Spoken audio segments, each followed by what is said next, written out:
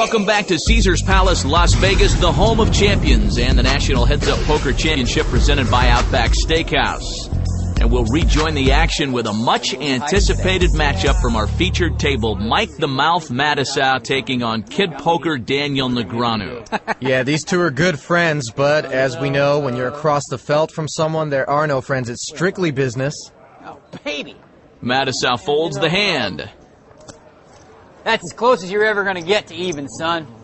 Son, you're going to get what you deserve today, son. So play is underway here at the third annual National Heads Up Poker Championship at Caesars Palace in Las Vegas. 64 of the top players in the world. This is annually one of the most decorated fields in all of poker. 9 World Series main event champs here. Over 100 bracelets represented in the field. But let's talk, Ali, about the featured table here to start play. A couple of rivals, a couple of characters, Mike Matusow and Daniel Negreanu. Yeah, these two are no strangers to one another, Matt. Mike is one of the most emotional and talkative players on the circuit and the self-proclaimed unluckiest guy in poker. He's going to need to pick up some pots early and build his confidence. Daniel, on the other hand, he's in a bit of a dry spell. It's been about 3 years since his card player and World Series of Poker Player of the Year honors, and he'd like to make a big statement with a win in this tournament, and that starts today. I generally don't like to be up against like a good friend of mine or, a good player. But I ended up with Mike Matusow, which is going to be just a lot of fun. Well, I want to play someone fun, so I probably want to play Daniel. I'm counting. You didn't have to do all the Hollywood, though. just in case. Never mind. Mike might say that he's not going to trash talk, but it's in his nature. He has no choice. It's just who he is. I got big cojones. You got little cojones. I can take Mike in small doses, but after a while he even gets on my nerves, which is hard to do. Daniel respects my game a lot, but I don't know if he thinks he's much better than me or he's envious of me. It's my mother seems to think he's envious of me. Mike does a lot of things really, really well, but he's got this one thing. It's like tick-tock, tick-tock. He's like a time bomb waiting to explode.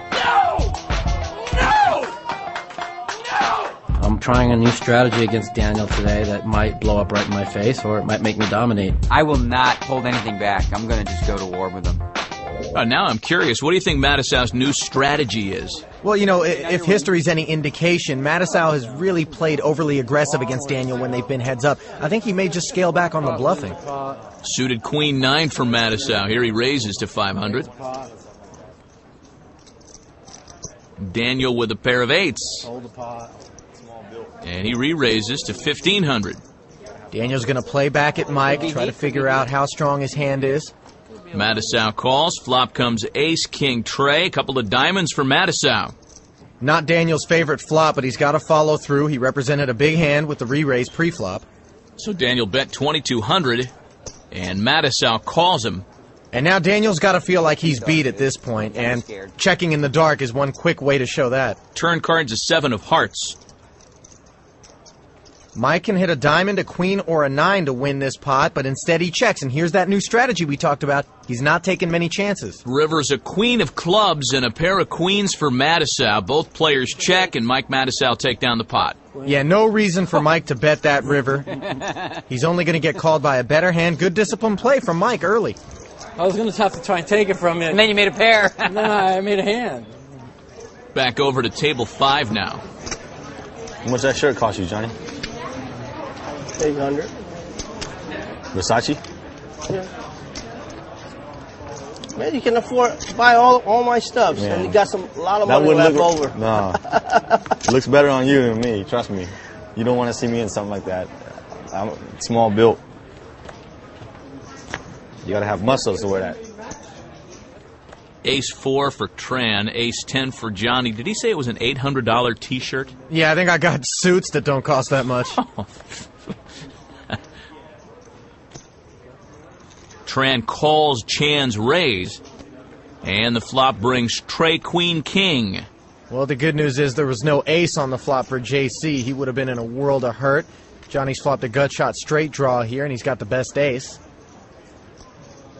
Johnny bets 1,200, and JC raises to 3,000. Gutsy play from JC Tran, trying to move Johnny Chan off of any hand that doesn't contain a king or a queen. After Johnny called, the turn's an 8 of diamonds. JC looking back at his hand, and he checks. I'd like to see JC follow through with the bluff on the turn there, and his failure to do so has allowed Johnny to hit a gut shot straight. Boy, that free card brought the straight for Johnny Chan. He's bet 4,000. No way for JC to call. And Johnny Chan takes down the pot. I race, you probably won't call anyway. So. I don't think I want to get there. J.C. Tran taking on a larger-than-life poker personality, and sometimes Johnny Chan's fashion statements take on a life of their own.